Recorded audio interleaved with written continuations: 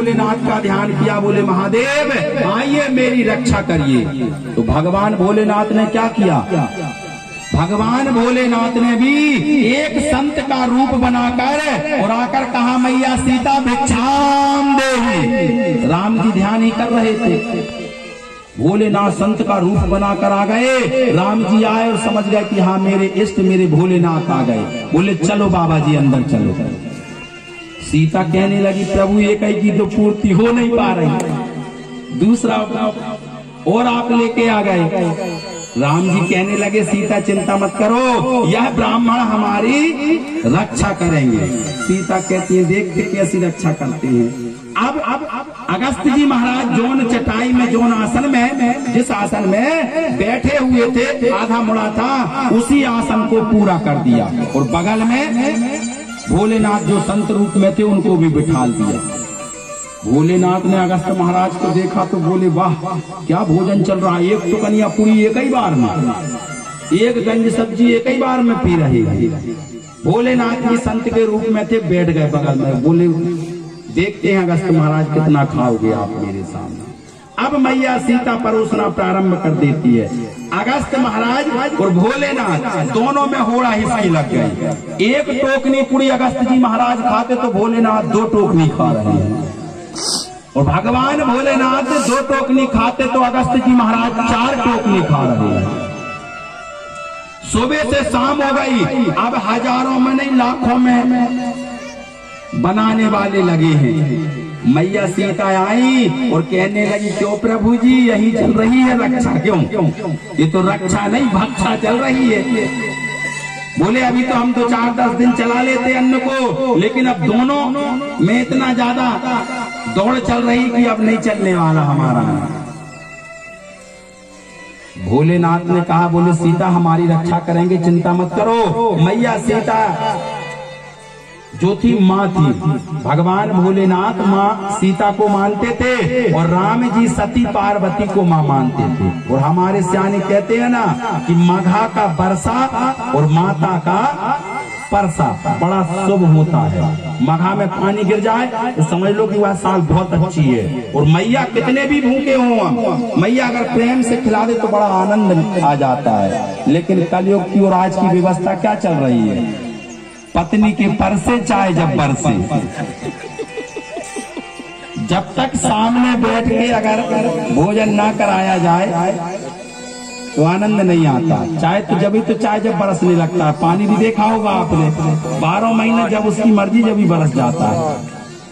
भगवान श्री राम कहने लगे बोले सीता हमारी रक्षा करने के लिए आए हैं चिंता मत करो। मैया सीता, राम जी खड़े हैं, राम जी ताली बजाते हैं भोलेनाथ की तरफ, कहते ऊपर भी तो देखो महादेव, उठ जाओ आके और कभी भोजन कर लेना, घर की बात है।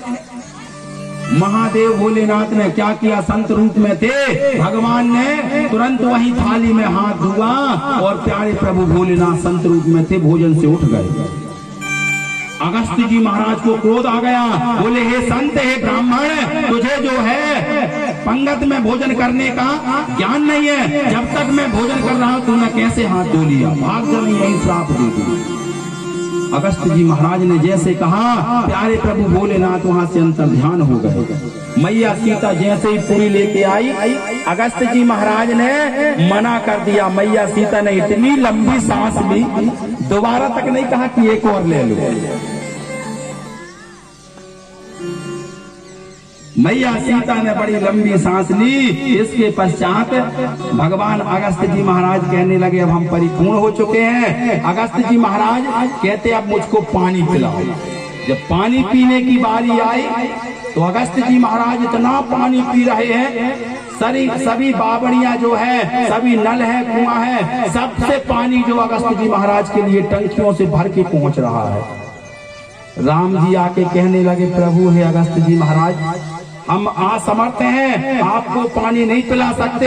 हमारी पत्नी ने आपका भोजन का निमंत्रण किया था, मैं आपको पानी पीने का निमंत्रण करूंगा। बोले कब? बोले जब द्वापर में मैं गिरी गोवर्धन जी महाराज को उठाऊंगा, उस समय इंद्र 7 दिवस तक निरंतर मूसलाधार वर्षा करेगा। तो आप एक काम करना, हे अगस्त जी महाराज, उस पर्वत में आकर समाहित होते जाना, अपने हाथ की चुरू बना लेना और जितना भी पानी गिरे आप सब पीते जाना। अगस्त जी महाराज ने किया, ठीक है राम जी, हम आपकी बात से सहमत हैं। अगस्त जी महाराज भी वहां से चले गए। तो आज वही सुखदेव जी बताते राजा परीक्षित, 7 दिवस तक जो निरंतर मूसलाधार वर्षा हुई वृंदावन में गोवर्धन पर्वत को उठाने के बाद, तो वह जल जो है सब अगस्त जी महाराज पी गए। अनेक लीला भगवान श्री कृष्ण वृंदावन धाम में कर रहे हैं। धीरे धीरे प्यारे प्रभु जो है बढ़ते चले जा रहे हैं, धीरे धीरे अनेक लीलाएं होती जा रही हैं। भगवान श्री कृष्ण ने क्या किया, एक दिवस आधी रात में प्यारे प्रभु जो है वन में जाकर और सुंदर बांसुरी के लेकर और वन में जाकर एक पट वृक्ष के नीचे आधी रात में प्यारे प्रभु तिरछा चरण रखकर अधरामृत पर बांसुरी रखकर बड़ी सुंदर बांसुरी की धुन करते हैं। इतनी सुंदर बांसुरी प्यारे प्रभु ने बजाई, एक एक गोपी का नाम ले रहे हैं। भगवान की यहाँ से रास पंचाध्याय लीला प्रारंभ होती है। कान्हा बंसी मधुर बजाए, सोने सोने गोपी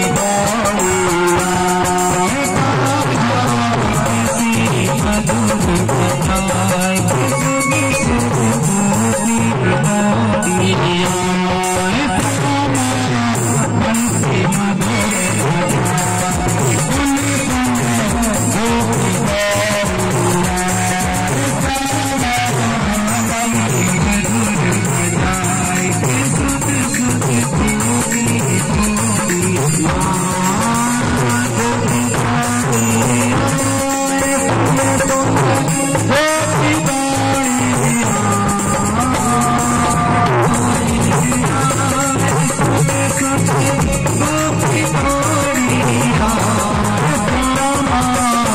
बंसी मधुर बजाए,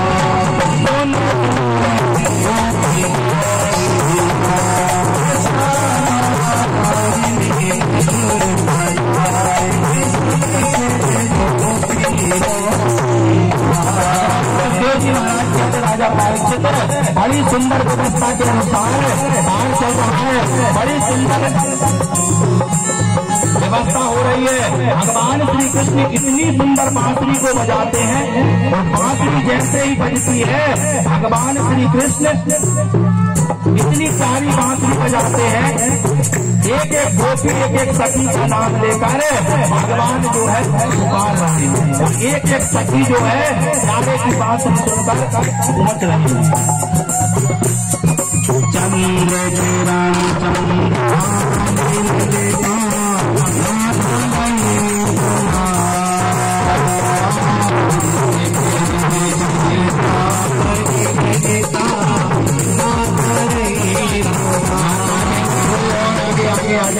सभी लोग व्यवस्थित बन जाए, जिससे व्यवस्था होना चाहिए। महिला हमारी तैयारी है, कांटों में बैठी है, आप सामने आ जाए तो थोड़ा सभी लोग जो है पास में आते हैं, जिससे कि सभी की व्यवस्था बन जाए। आज का दिन कितना अच्छा है। हिंदू नववर्ष कब मनाया जाता है?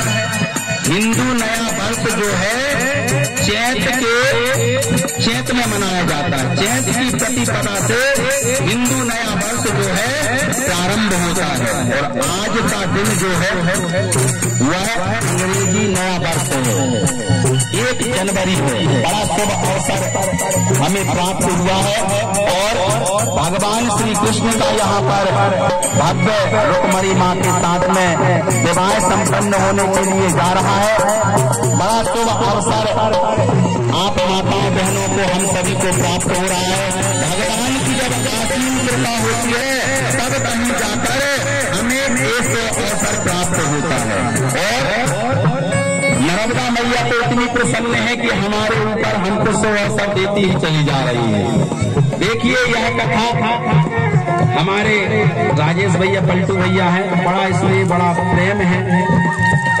उन्होंने 24 तारीख में फोन लगाया और 26 तारीख में भागवत बैठ गई। आप यकीन नहीं करोगे, बताओ 2 दिन में सप्ताह भगवान की कथा में भी सोचना पड़ता कि कैसे करवा पाएंगे।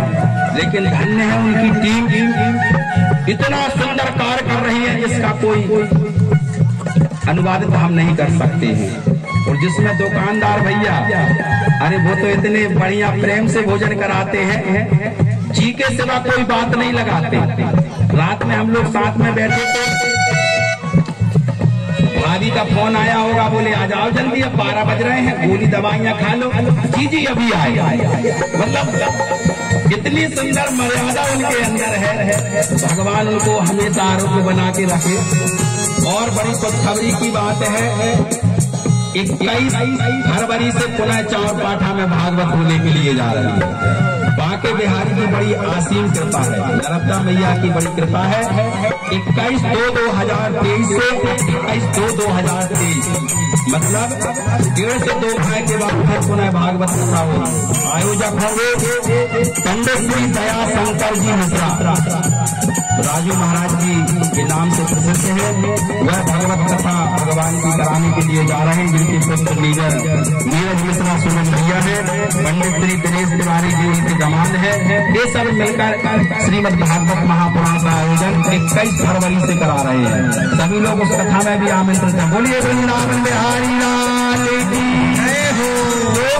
कहता है ना भगवान की जहाँ भाव है। हम भी भैया जब हमें फोन लगाते हैं 25 तारीख से हमारी कथा, 21 तारीख में हम श्री धाम वृंदावन पहुंच गए थे। भैया का फोन आया, हमने कहा भैया पौड़ी में हमारी कथा बात चल रही है और 25 या 26 तारीख से कथा होगी। इन्होंने 24 में फोन लगाया और 26 से कथा प्रारंभ हो गई। इससे बड़ी महिमा परमात्मा की हमने आज तक नहीं देखी। हम भी कथा कर रहे 2007 से कर रहे हैं, 2022 चल रहा है, 15-17 साल हो गए हमको कथा करते, लेकिन इतनी तत्काल वाली कथा हमने आज तक नहीं देखी। भगवान की कृपा से वो कहते हैं करते हो तुम कन्हैया, मेरा नाम हो रहा है। और धन्य है यह भूमि जहाँ पर निरंतर 5 वर्षों से सफल आयोजन होने के लिए जा रहा है। बड़ी सुंदर टीम है भैया की, कोई मेंटेन देखता है, कोई प्रसाद की व्यवस्था देखता है, कोई टेंट की देखता है, कोई मेहमानों की देखता है, अतिथियों की देखता है, कोई भोजन की व्यवस्था देखता है। तो एक कार्य जो समिति जो लोग बनाए हैं, 4 के जो लोग हैं, सहयोग आप सबका है। आप लोग बहुत अच्छे हैं और हमें इतनी प्रसन्नता कहीं की भागवत में नहीं होती जितनी चौरपाठा में आके होती है। बड़ा आनंद प्राप्त होता है, ऐसा लगता है मानो जैसे हम जजमानी में नहीं अपने घर में हो, घर में है ही भैया। तो बड़ा आनंद का विषय है। 1 जनवरी का दिन है, सारे प्रभु अपनी बारात लेकर निकलने वाले ही होंगे। और धन्यवाद मिश्रा जी जो आगे चल के है आयोजन भागवत का कराएंगे 21 फरवरी से। बड़ा प्रेम बड़ा इसमें सभी में है। भगवान श्री कृष्ण जो है इतनी सुंदर बांसुरी को बजाते हैं, एक गोपी जो है प्यारे प्रभु का नाम लेकर अपने घर से दौड़ती हुई कहाँ पहुंच रही है, जहाँ भगवान श्री कृष्ण सुंदर बांसुरी को बजा रहे हैं। एक छोड़ी एक